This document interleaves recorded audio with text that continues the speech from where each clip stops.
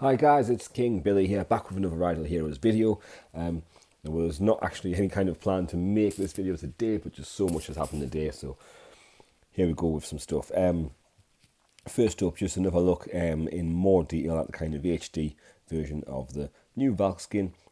So Combat Symphony it is called. The main effects there are HP and damage reduced, and it's a very good looking skin. I like it. It kind of matches up with Nokia's skin, and a few other people have similar skins as well who aren't as good heroes. But there you go. That's that.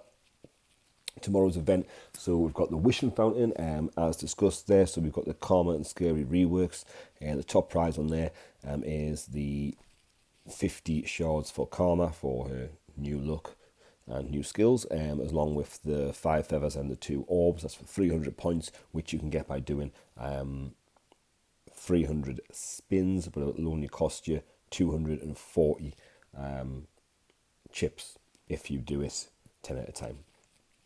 Okay, so for 50 points you get 2 super chips and 2 orbs. For 100 points the same again. For 200 points you will get 2 orbs and 4 super wishing coins. You will get 1 super wishing coin per day for daily login for the 7 days, and in addition, which is a new thing which doesn't usually happen, you get 150 gems a day for that daily login as well, which is a nice bonus. So over the week you're getting over 1,000 gems. You can do that up to 4 times there if you've got enough chips to do that. So potentially you're looking at 20 feathers and 4 copies of Karma if you wanted to do that. There you go. So they've also got the what's this one called? The I've gone totally blank. Shelter mission. So they've got the shelter mission. As you can see, the heroes are available for the shelter mission. You've got the light and dark at the front. So dark, we've got Dark Orphandal, and light, we've got Michelle. Not sure if Michelle is going to be getting a rework anytime. She certainly needs one, and there are like rumours just floating around, nothing official, that she will be getting a rework sometime in the future. Dark Orphandal, she's pretty decent at the moment, but again, you're going to have to pay. If you want her, you're going to have to give 2 of your current 5-star dark heroes along with 2,000 gems.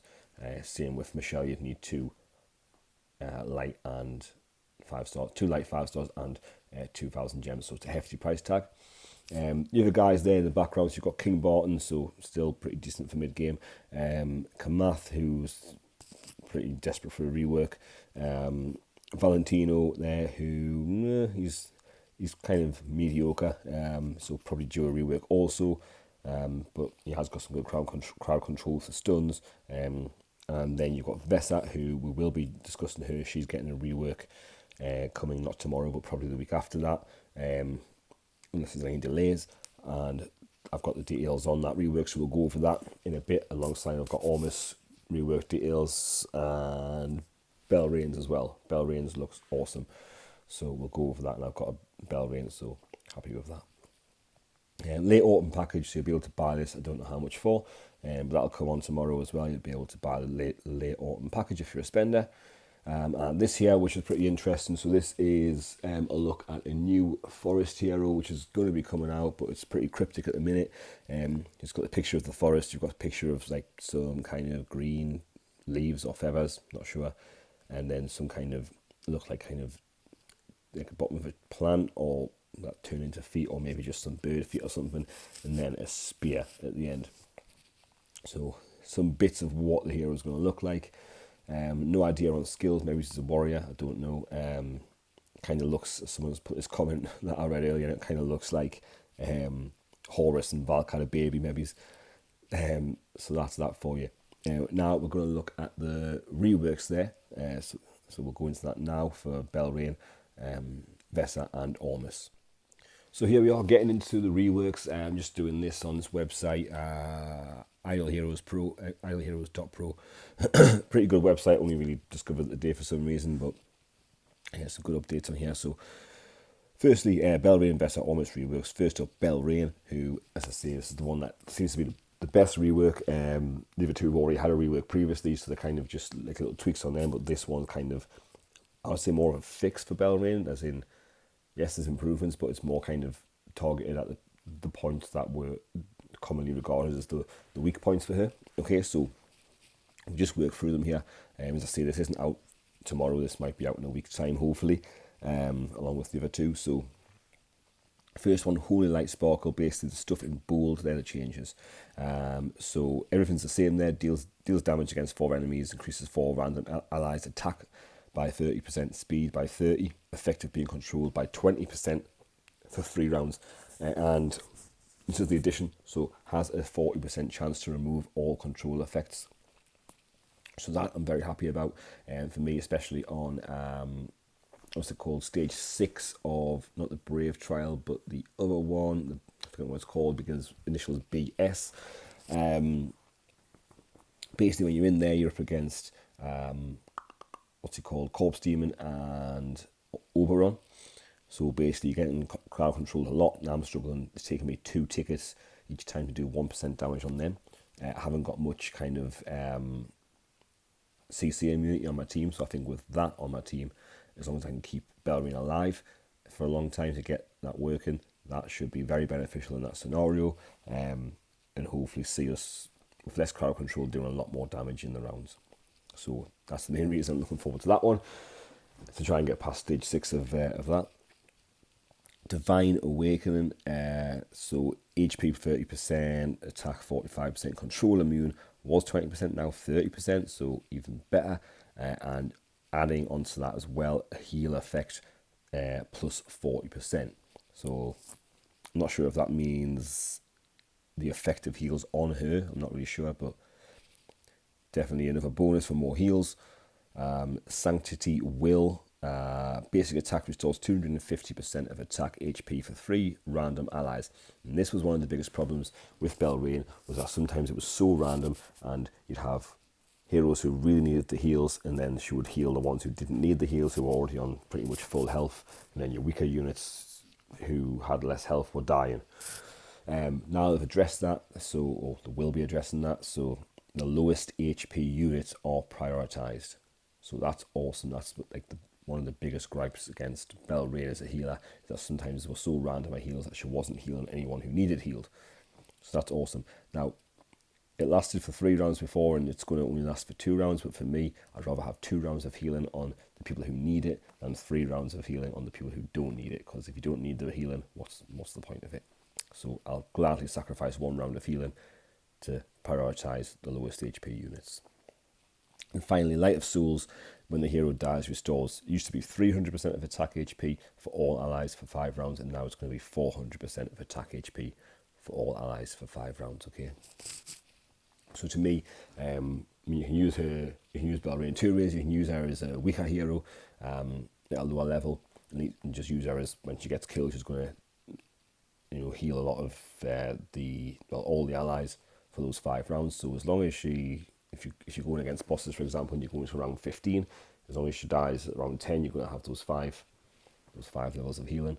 The other way, obviously, to use her now, especially with the heal going for the lowest HP units, you can use her while she's alive. You can try and make her stronger, keep her alive, and obviously therefore you've got the 40% chance to remove all the control effects as well.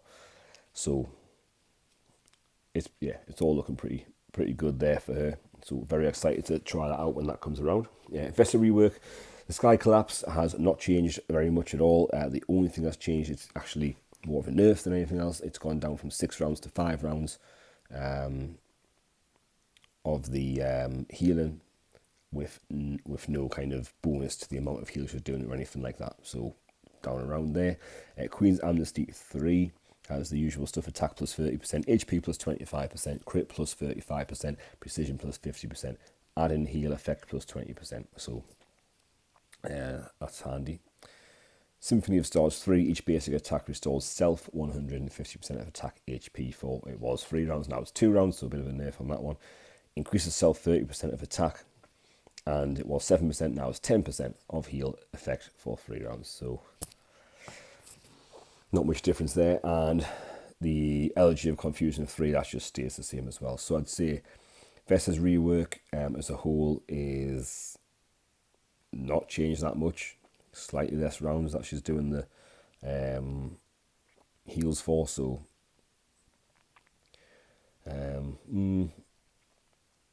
I don't know. I don't think that's going to make any difference to her really. Ormus rework, so again, there's not much change here. His blue lightning laser really remains the same. Healing 3 has gone up there, so restores 150% of attack HP for all allies per round for 3 rounds. It used to be 2, so that's definitely a buff. Another one here, power of almost 3. Stats remain the same apart from heal effects. Used to be plus 30%, now it's plus 50%. And heart of almost 3 when self HP is lower than 50%. Increases heal effect on all allies. Used to be 15%, now it's 20% for 3 rounds still. And inflicts them with a rescue mark, which is probably almost his best feature. The ally inflicted by rescue mark will recover HP by, it used to be 250% of Ormus's attack, now it's 300% of that attack, which was already a strong heal. And when its HP is lower than 30%, the rescue mark triggers only once and will disappear upon the trigger.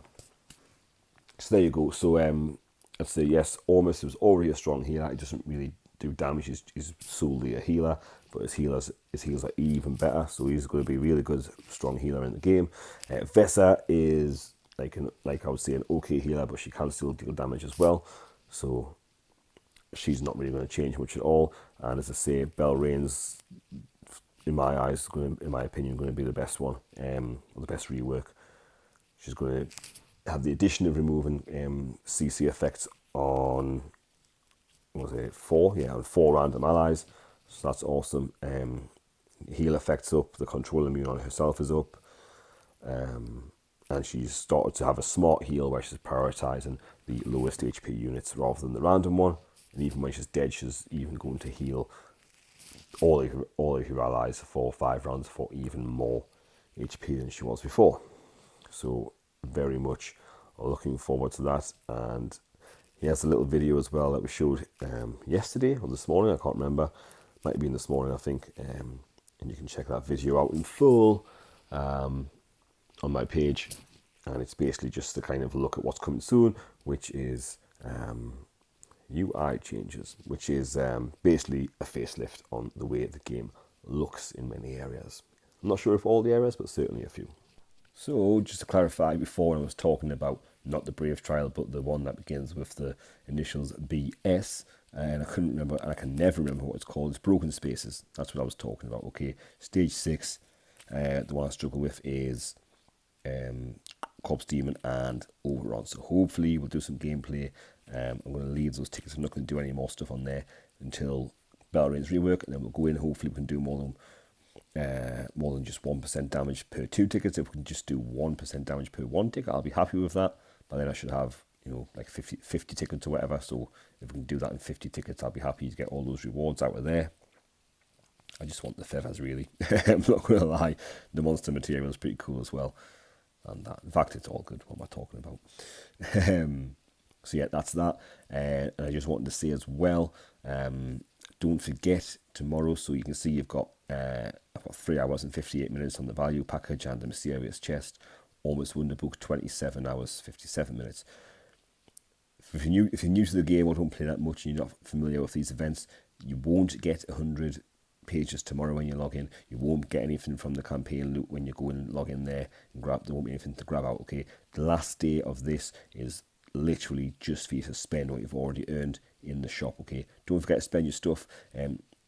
It's nice having like 5-star heroes and stuff like that, so you probably have enough for a Valentino if you're free to play. If you're new to the game, it's tempting because you want the 5-star heroes, but these are your best bet. Okay, go for the profit orbs if you're free to play or light spending. That will help you chain your progress together. It will help you out with the Prophet Orb events and the Prophet Summon event, and also the Heroic Miracle. As I say, just chain your progress together. That's what you need to do in this game. You kind of just need to do the events, collect stuff, and spend it during the events only. Don't spend it outside of events, and that way you'll get the most rewards from the game and progress quicker. Okay. So yeah, with that being said, I think I might spend mine on the skin. I don't know, because I do want the skin. So I'm going to work out what events are coming up and how many stuff I'm going to get, because by the time the Black Friday event comes around at the end of November, I want to really be up to 300 orbs. I'm on 190 at the minute. I mean, I might only need 240 if the event's like last year, but I want to be on more, and I'd really like to have 100 of those as well. You only needed 60 of those last year, but I'd like to be on 100. I just want to be ideally in a kind of safe position for whatever they might throw at me, and then start working towards collecting these in time for the Christmas event. You will have Halloween event and stuff like that along the way as well, but they're not as big as or historically aren't as big as the Black Friday and Christmas events. Okay, so just some tips for people there who weren't in the game at this time last year and don't know what to expect. So Black Friday and Christmas events are big events basically when you get the most kind of cool rewards. Okay, so with all that being said, I hope you've enjoyed the video, and if you do, just drop it a like. Don't forget to subscribe as well for the notifications on all these videos that we do. Hit the notify all on the subscriptions page when you subscribe, and please drop a comment below as well. And that's it, so take it easy, and we will catch you in the next video. Thanks for watching.